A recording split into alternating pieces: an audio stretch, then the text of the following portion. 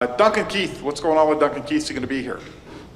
He's in quarantine. I think he comes out next Friday. So he'll be here next Friday. So I guess the question would be, he said all summer to get the vaccination. I assume is he vaxxed? Why is he away? What can you tell us, and why did it take so long? Why he's away? He's in quarantine. He'll be here next Friday. I think as we've gone through the world, obviously making the decision for some people is easy and for some people is difficult. So I'm happy that he's going to be part of our team this year, fully vaccinated. What can you tell us about Alex Stalock? Is he going to be here? Alex Stalock, he had COVID before the 56-game season, I think last year in January, and obviously missed part. And then he was cleared. He came, obviously was with us all year on the taxi squad. At the end of the year, we did a physical, then he went home. He wanted to have additional tests, and through these additional tests, he found out that he maybe has some kind of a heart condition. He's seen a couple of cardiologists. He's looking to get additional opinions. I would say to you right now that based upon where we're at today, I don't anticipate that he'll play hockey this year, but if he does get further opinions, it might change his decision. I talked to his agent yesterday, Ben Hankinson. I've talked to Alex a couple of times in the last week. I know he was ready to, he called me about 2 weeks ago. He was all excited about coming to camp and pushing for a job, and then over the last 2 weeks has got some opinions different than the opinions that he had previously, so he's looking for additional information before he decides to play. Does this mean then that you can look for another older goaltender as opposed to leave Skinner where he is in the minors? If not really. Obviously you've got Skinner played really good last year. He's 23 years of age. I thought obviously Konovalov has played. We signed him, turned him pro. He's played, in the KHL. It's a men's league. I thought he played really good the other night in the rookie game. So as we speak today, no, I'm not looking to do anything. Maybe a week or two. I don't know what things might change, but right now, no. Ken, over on the other side. Bigger picture question, and then I'll get to some hockey. We all know the public health situation in Alberta right now. What's the organization doing in terms of dealing with Alberta Health to just ensure that as the situation evolves, the plans you have in place for opening the building and having fans and everything is all up to date and remains safe? Well, Ryan, obviously, our organization works really closely with the Alberta government and the Alberta health officials, the local health officials. Obviously, extra close, I guess. We hosted the bubble a year ago, and obviously made the decision to have the bubble here. So, it's a decision that's made, with the government, with the health officials, also with our team. Made a decision that anybody that comes to our rink must be fully vaccinated, or if you're not vaccinated, you must have a negative COVID test within 72 hours of the game. When you're in the game or at the rink, when the game's going on, it's mandatory to wear masks. The only time you can take the mask off, obviously, is to eat or drink. I think obviously the feeling is that we're being as conservative as we possibly can, and in conjunction with a lot of different governments and health officials. Quick follow-up on that, if I can. As the situation evolves in Alberta, do you have any indication that the standards for being inside this building will change moving forward as the situation evolves, or you feel like this will be the setup moving forward? Well, I'm only one part of the, certainly myself, Bob Nicholson, Dr. Naidu, who obviously works very closely with, being the doctor. I know he's also involved, he's with the NHL doctors. I know he talks on a regular basis to the NFL doctors. So there's lots of people that would be involved, government, health officials, so there's lots of people. So I really don't have an answer for you. I think as you go, I mean, nobody really knows where, what it's going to look like a month from now. I mean, I think everybody hoping it's going to get better, but certainly it's something that you monitor on a regular basis and make decisions accordingly. A quick hockey question, if I may. On Zach Hyman, of all of the qualities that he brings, when you evaluate your team from last year, which of those qualities do you think your lineup is most needing an injection of that he'll bring? Ryan, when and I said this to the players this morning, when the season was over last year, and I've done it for 20 years, I have exit meetings with all the players, individual meetings with all the players, and I would say that, the younger players, it's my opportunity to, give them some direction as to what I think they need to do over the summertime to come in and develop as players, and where they sit. And when I meet with the core group, the leaders, the veteran guys that have been around the team, it's their opportunity to tell me, the managers, we're heading into the off season, things that they think that we need to make our team better. And then I go from there and I sit with my scouts and my top people and my head coach and go through the same process. And I would say to you, Zach, bring it to Zach Hyman. We wanted to I think he brings lots of things. Number one, he's a top 6 NHL forward, so we're deeper. You're adding another NHL forward, top 6, top 9 for sure. Obviously in Toronto, he went up and down the roster. He can play left wing, he can play right wing. Loves to get in on the forecheck. He's going to bring a forecheck dimension. Works extremely hard. 200 feet. So you're going to have a 200-foot player. Likes to go to the blue paint. You need people. You need people to go to the blue paint. So I think he's going to bring lots of different dimensions, versatility, depth, to try to make us a better, bigger, deeper team up front. Okay, just a quick question. I just want to follow up on Duncan. Was he not skating with the captain's group? And how come he has to go into quarantine now when he was able to skate with the team last week? Yeah, he was here. I would say, like I said earlier, to get vaccinated obviously has been a personal decision. I mean, and it's been an easy decision for some, and it's been a difficult decision for some. It was a difficult decision for Duncan. But ultimately, as he weighed all the information, and I think, if you look, and I don't know the numbers because I'm just a general manager, but I think if you look in July, I heard talk that there was, 80, 90 NHL players not vaccinated in the summertime. I believe that's true. I believe that's true. Bill Daly, we had a Board of Governor meeting yesterday, which I was on, and Bill Daly said that, it's going to be single-digit players that are unvaccinated as we head into the season. So basically, Duncan would be in that 70, 80, 90 players that it was a difficult decision for him, and eventually made the decision to get vaccinated. So he's now in quarantine. He'll be here next Friday. I'm personally, happy that he made the decision to get quarantined so that he could be, if you're unvaccinated, you can still be part of the team, but certainly I know it was a difficult decision. I spent lots of time with him last week. I know that he talked to lots of people.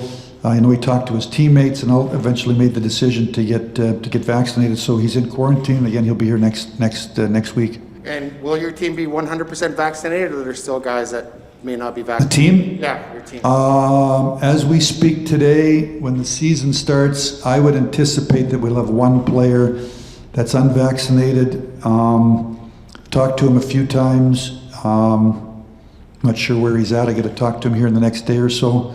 But I would anticipate that possibly one player would be unvaccinated. Now, I guess the question a lot of people have is that every other employee that works for the Oilers has to be double vaccinated, but the players don't. I guess, is that just the way it works with the? Well, I mean, certainly there's the NHL and the NHLPA. Obviously, have talked about this. I know that there's.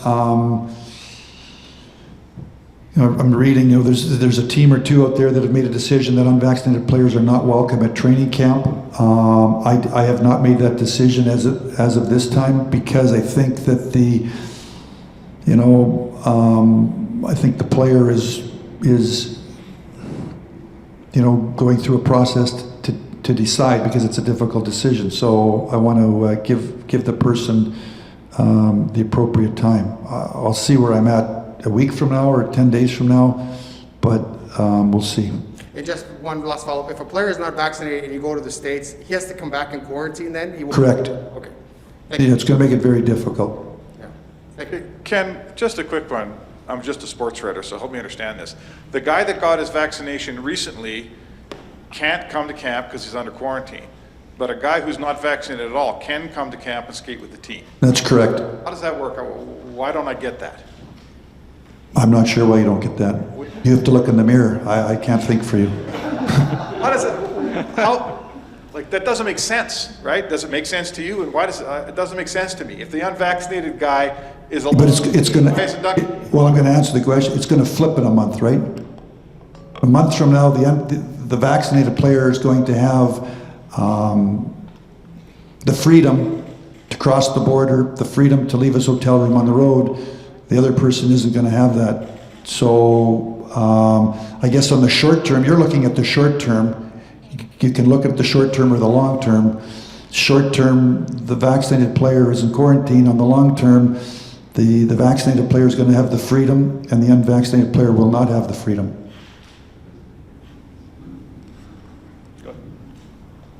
I didn't make the rules. I'm not a health official. I'm just telling you what the government's decided and what the rules are and what the NHL and the NHLPA have decided. And I just know it's a difficult, certainly for,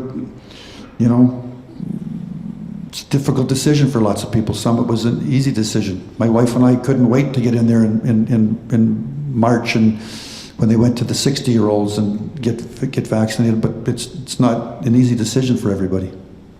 Ken, can you you have two young right wingers in Jesse and Yamamoto. Do you see both of them as interchangeable in terms of moving up and down the lineup, or is Jesse a little further ahead because he had a better year last year than Yamamoto?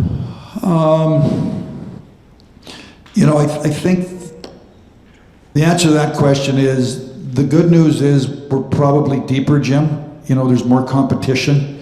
There's more options. Obviously, I've been here for 2 years, and our offense has been pretty good, but it's a relatively few people. Obviously it's Connor and Leon and a couple other people, and then with Yamo and with the addition of Hyman and the addition of Fogel and the development of Jesse, re-signing Nuge, I'd like to think that we've got, we're deeper now. Where do they all fit? That's now up to the coaching staff and pre-season and to try to piece it all together to see where they all fit. But certainly the part of the off-season goal was to try to get deeper up front, so we got a little more secondary scoring. Where they all fit? Is Yamo on right wing? Is he on left wing? Is he on the first line, the second line, the third line, or the fourth line? Where does Jesse fit? Where does Zach Cassian fit? Is Hyman a right winger? Is Hyman a left winger? Is Fogel on? That's up to the coaching staff. I'm going to be in there on an everyday basis, I guess, talking to Tip, giving him my opinion, but ultimately he has to make the final decision as to see where they all fit. But I think we're going to have better competition. If you get injuries, we're going to have more depth. He can move people around the lineup, and hopefully it's going to make us a better hockey team. Hi, Ken. I'm just wondering, Duncan Keith's a veteran player who's been through a lot of training camps, but given that you just acquired him, is there any level of concern, disappointment? What are your thoughts, I guess, on him being, just over a week ago? I have no concerns. I expressed that to him. I totally support him. What I wish that he made the decision 2 months ago and we weren't going through this. No, but I respect it was a very, very difficult decision. He was here last week. He obviously couldn't be part of it. He was on a different room, so he skated at a different time on a different rink. So he and I talked. I've known Duncan, was obviously with them in the Olympic team. He went to Michigan State. My daughters went to Michigan State at the same time. Bill Scott he was one of my assistant general managers, was the student manager, I think. So I've got somewhat of a relationship with Duncan. We spent lots of days in that room, one-on-one talking. And I know it was a very, very difficult decision for him to make, but ultimately he made the decision to get vaccinated. I think he's one of those players that I don't know that he skates a whole lot in the summertime. I think he does. I know he's in the gym every day. He watches what he eats. But I had veteran players in Detroit that didn't like to skate. Dominic Hasek didn't skate much until training camp started. So some guys like to skate all summer. Some guys just like to skate at the start of training camp. So ideally, would we like to have him out there? Yeah. I wish it was a perfect world. It's not a perfect world. There are no perfect people. There are no perfect decisions. I'm happy that he made the decision. I support the decision and look forward to seeing him here next, I think, Friday to be part of the group. He's gonna be able to play the last, I think he comes Friday. I think we play a game on Saturday, and then there's still 3 games that last week, like Monday, Wednesday, Saturday. So certainly he can play the last 3 preseason games. We don't start till a Wednesday, so it's going to be almost 2 weeks, 2 days short of 2 weeks that he's going to be able to skate every day. So I have no concerns that he won't be ready to go. Now, you mentioned, in addition to the situation with Duncan Keith, there could be one other possible non-vaccinated player. Aside from the health, from the hockey perspective, how does that change, team dynamics, or how, meetings? Because there's a lot of restrictions on the player. If he. It's going to be very difficult. Tip and I met with him Monday. I kind of looked through our schedule. How many times we crossed the border. It's going to be very difficult. And lastly, for me, in addition to Keith, Cody Ceci, you really altered. Evan Bouchard now is going to be a full-timer you've really altered the defense. What do you make of that group heading into the season, with about half the guys being potentially new? Well, I would say to you, it's obviously a little more established group. Obviously the players that I traded away, Caleb Jones and Ethan Bear.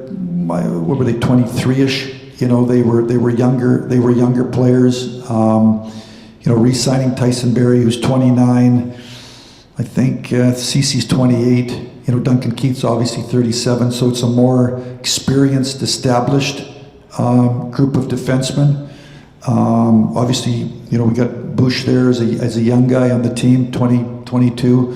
But I would say it's probably a more established, experienced group of defensemen. Any more questions? Are you all good? Last question. Okay. Quick one. You said you went through the math of how many games the player would have to miss if he played on your team for 82 games. Could you share? What is that number? I would say to you, based upon my math, it would probably be around 30 plus. So the quarantine coming back over the border is how many days, Ken? 14. Your world, 14. And then after you're in quarantine for 14 days, are you ready to play the 15th day, or do you have to miss a game? Because, if we're playing good, I don't think you're just going to take somebody out to put that person in. So it's going to be very difficult.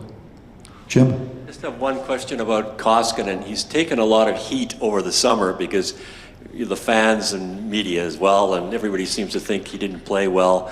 you should have gone and got another goaltender. You're bringing back the same guys. Are you concerned? Does he have the makeup to? He doesn't have Mike Smith's makeup where he's I'll show you guys. Koskinen is much quieter, a different sort of goaltender. Are you worried about that at all? Well, obviously I'm not to the degree that, or else I would have probably tried to, been more aggressive and done something. I mean, 2 years ago, Koski, I think he had a .917 saves percentage, over the season, which is, it's above league average. I think, I think with Koski last year, I think he played in the first 12 games. I think he played 11 of the games. So with no preseason games. Again, he came out of quarantine, I think, in time just for day one of training camp. He had like 8 days, no preseason games, and all of a sudden he played 11 out of 12 games. I think he played lots of good games, and then the odd game not so good. And when you have 2 or 3 games that are not so good in a short period, your statistics don't look very good. And then, when Smitty came back, I think Smitty played like 33 or 34 the last 45 or 46. So Smitty really ran the table, and Koski went in there and played every 4th or 5th game. I thought he did a good job. I remember one night in Ottawa, he was first star. We didn't deserve to win. He was first star, stole the game for us. So, Koski's got the ability to steal games. Certainly, I think he understands he needs to be more consistent. But I also think this year with 8 preseason games, and I think him and Smitty are going to get 2 to 3 games each. We're going to try to get Skinner a game or 2, maybe Konovalov a game.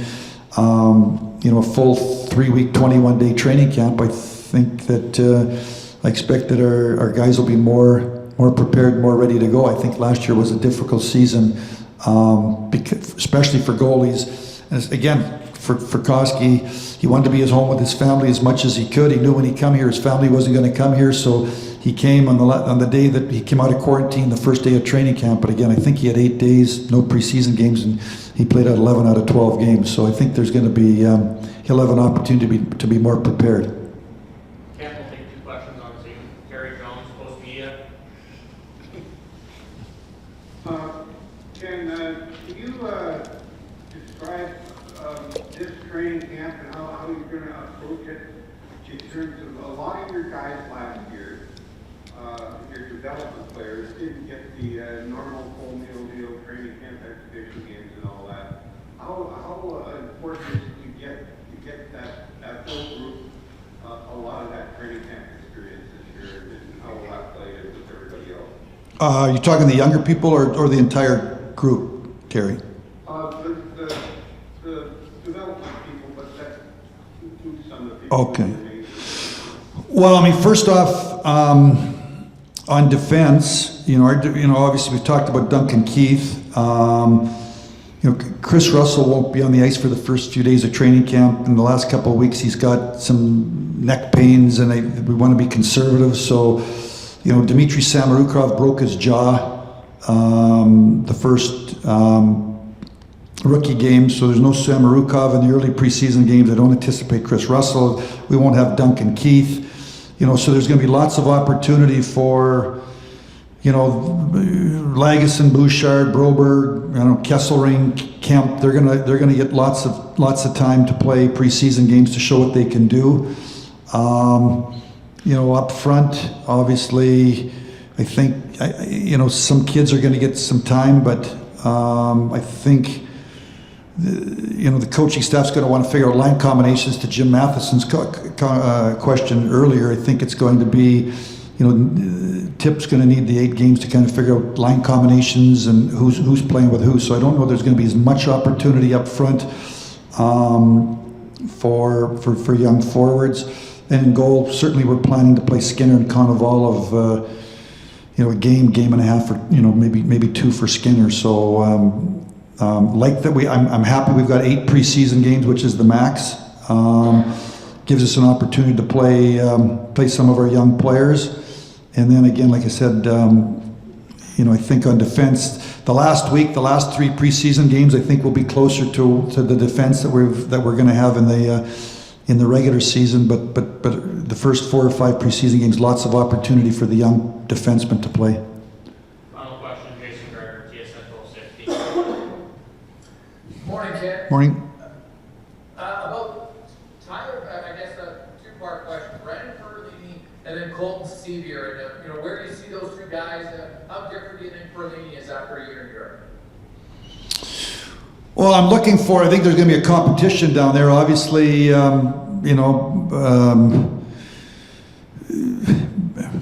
Tyler Benson, Perlini, Colton Sevier, we've invited in on a tryout. He's been around the NHL. When Holloway, when the decision was made that Holloway needed to have a new surgery done on his scaphoid. He's out, I don't know, 3-4 months. So certainly, I was hoping coming into camp that Dylan Holloway was going to give it an opportunity to play some preseason games, and if not, go down to the American League, and based upon his college year, be good depth. So our depth up front by losing Holloway was challenged a little bit, so that's why Sevier's here. We signed Perlini. I know that Tip was with Perlini in Arizona a few years ago.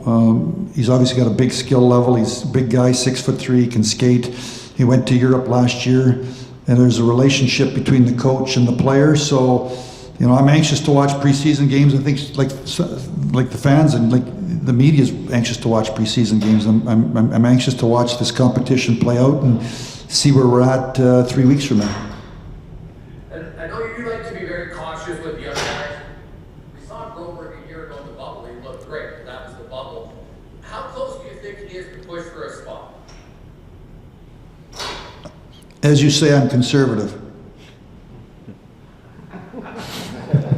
Thanks, Ken. I would say, Jason, my attitude with young players is you come in and take somebody's job. Certainly if you've got I use the word the guiding record book. You look in the guiding record book, players played in the NHL 5, 6, 7 years, and you can look and, there's analytics, and he's got a resume, and he's played in the league, and if he has a tough camp, there's an expectation that he's going to play at a certain level. With a young player, there is no guiding record book. They played good in either Europe, college, or junior. This is pro hockey. Come in and take somebody's job. If a young player, and I started out a 19-year-old Dylan Larkin in Detroit, came in and put him on the opening day roster, and I know that other than the 1 year after college when I think he played 1 playoff series, he played 6 games in the American League. Dylan Larkin never played in the American Hockey League, so I don't do it very often.